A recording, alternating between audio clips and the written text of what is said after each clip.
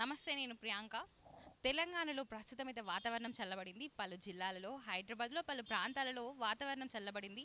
మొన్నటి వరకు తెలంగాణలో దంచికొట్టిన ఎండలు ఒక్కసారిగా చల్లబడ్డాయి. వాతావరణం కూడా చల్లబడడంతో జనాలు ఊపిరి పీల్చుకుంటున్నారు. మే మొదటి రోజు నుంచి నిన్నటి వరకు దంచికొట్టిన బాణుడు ఒక్కసారిగా చల్లబడ్డారు. నిన్న సాయంత్రం వేళలో పలు ప్రాంతాలలో, పలు జిల్లాలలో మోస్తారు నుంచి భారీ వర్షం అయితే నమోదైంది. కొంతకాలంగా భారీ ఉష్ణోగ్రతలతో, భారీ ఎండతో ఇబ్బందులు పడుతున్న జనాలు నిన్న కురిసిన వర్షంతో కొంత ఊపిరి పీల్చుకున్నారని అనుకోవచ్చు.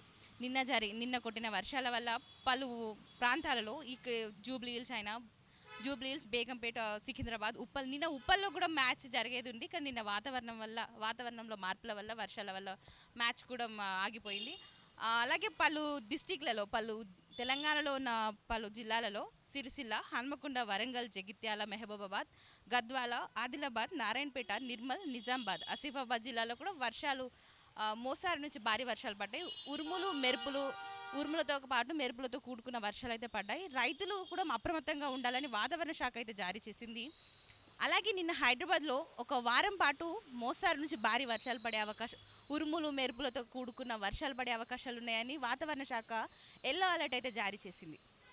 జనాలు అప్రమత్తంగా ఉండాలని.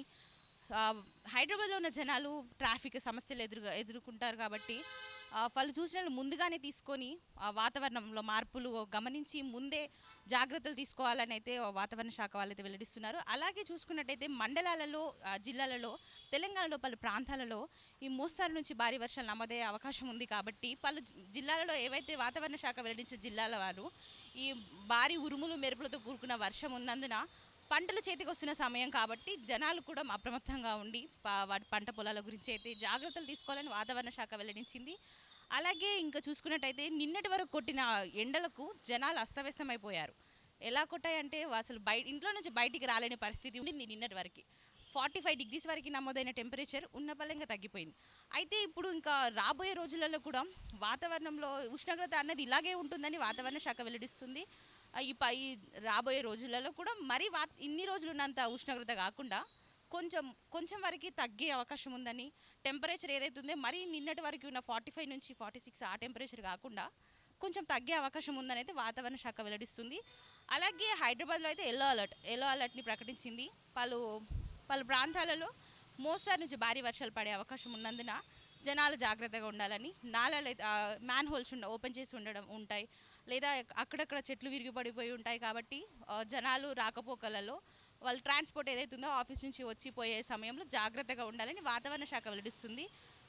ఇది ఇప్పటివరకైతే ఉన్న వాతావరణం వెదర్ రిపోర్ట్. ఇప్పుడు మనకి వెదర్ డిపార్ట్మెంట్ అందించిన వెదర్ రిపోర్ట్ అయితే వాళ్ళు చెప్పేది అయితే ఒకటే, నిన్నటి వరకు భారీగా కొట్టిన ఎండల వల్ల ఇబ్బందులు పడ్డ జనాలు ఇప్పుడు కొంచెం ప్రశాంతంగా ఉండొచ్చని, అలాగే ఎల్లో అలర్ట్ వల్ల కొన్ని జాగ్రత్తలు, కొన్ని సూచనలు పాటించి కొంచెం జాగ్రత్తగా ఉంటే మంచిదని వాతావరణ శాఖ వెల్లడిస్తున్నాడు. కెమెరామెన్ ప్రవీణ్తో ప్రియాంక.